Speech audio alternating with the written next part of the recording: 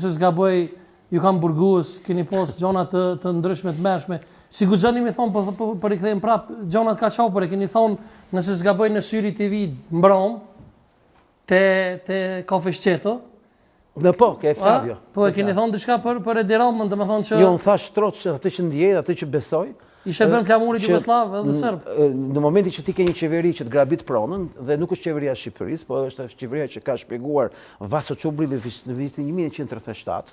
Unë për fat më ka pas zoti dhe më ka boca dhurata, vitin 89 më dha dhuratë që të bëja temën Çubrilovicit për herë të parë në historinë e Shqipërisë, sepse ishte ndaluar të preket Çubrilovicin atë kohë, po mbyllej komunizmi, ishte viti i fundit. Dhe bëra temën e Çubrilovicit dhe mësova shumë për shqiptarët, mësova jashtëzakonisht shumë. Kisha, si tush, mentor, një nga kokat më dha intelektuale patriotike që ka pas Shqipëria, Shefik Osmani, autori i fjallorit pedagogjik shqiptar, një intelektual i një niveli jashtëzakonshëm.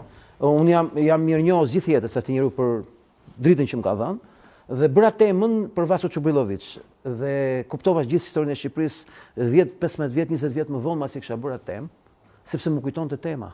Dhe Çubrilovic ka një fjalë që shpjegon Edi Ramën dhe qeverinë aktuale në Shqipëri. A i thot, nuk do të paguajmë, por do të armatosim, thot, banda serbësh me bandit. Do t'i çojmë në fshatrat shqiptare, që do i përzen shqiptarët dhe në vend të rrogës ata do marrin grabitjen. Pra, ne do të krijojmë banda që kanë qëllim të përzen shqiptarët, kurse rrogën do t'u japim duke grabitur shqiptarët nga ajo plaçk që do vënë. Kjo është qeveria e Shqipërisë. Është një qeveri e Çubrilovicit që ka ardhur për të shpopulluar Shqipërinë, për ta zbrazur Shqipërinë, shpërblimi është korrupsioni dhe hajdutliku. Por nuk është qëllimi.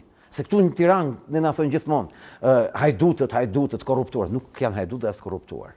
Hajdutliku dhe korrupsioni është vetëm mënyra e pagesës. Qëllimi është të përzen shqiptarët. Kjo është qeveria e vitit 1941 thelb, e krijuar nga Partia Komuniste Jugoslave, dhe këta janë thjesht vazhduesit e asaj agjende tashmë në Shqipëri për shkak të dështuar në Kosovë. Nga që nuk e përzun dot shqiptarën e Kosovës, përzun shqiptarën e Shqipërisë.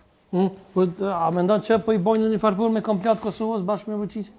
Unë besoj që ka një agjendë të vitit 1941 që vazhdon akoma.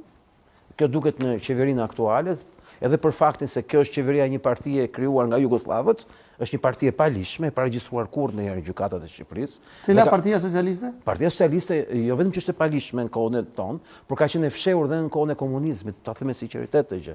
Në Shqipëri nuk ka marrë kur pjesë në zgjedhje Partia Komuniste. Në zgjedhje ka marrë Fronti Demokratik. Partia Komuniste e fshih mbas Frontit Demokratik. Kjo parti s'është regjistruar, ka qenë gjithmonë ilegale.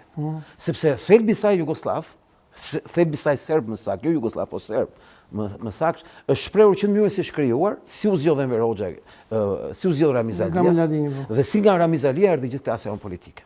Dhe aktualisht Edi Rama është përfaqësuesi më i denj i Miladin Popovicit, por është përfaqësuesi dhe më i denj i mafjes Soros në botë, që është marrëveshje me Serbinë, dhe kur mos e harroni që ka një video që mund ta gjeni në emrin tim në internet, George Soros duke mbajtur fjalim në vitin 1999 kundër bombardimeve të Jugosllavisë në një universitet në Amerikë.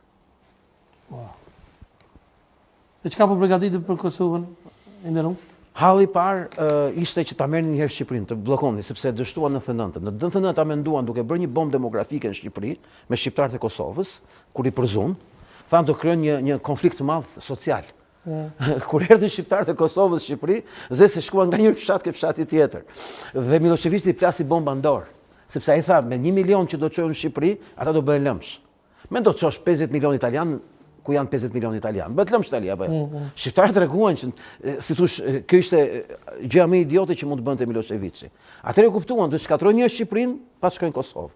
Dhe Kosova është në të njëjtën agjend, po me 10 vjet vonesë, sipas kohës pavarësisë. Me 10 vjet. Ke ju po vjen agjenda e shpopullimit, do ta ndjeni shumë shpejt, brenda 4-5 vjetësh, shqiptarët e Kosovës do kuptojnë këtë bisedë që ne bëjmë sot të dy, që ka një projekt se si dhe shqiptarët e Kosovës do largohen. Po besoj e ndjek edhe politikën e Kosovës, domethënë që ndora që është bërë prej Albin Kurtit, kryeministit aktual dhe presidentit Vjosa Osmani, a mund të jetë mbrapa kryeministri? Unë besoj që ka një lojë të vjetër të Sorosit që quhet, e ka shpjeguar ai vetë, që quhet asnjëherë vezë të gjitha në një sport.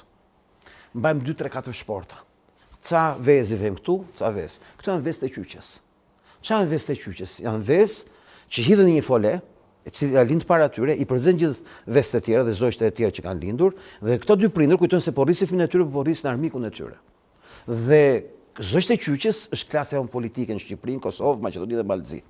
Këto zogjtë e Qyqës kanë një projekt, që është projekti i atyre që i kanë sjellë në pushtet, i atyre që i kanë sponsorizuar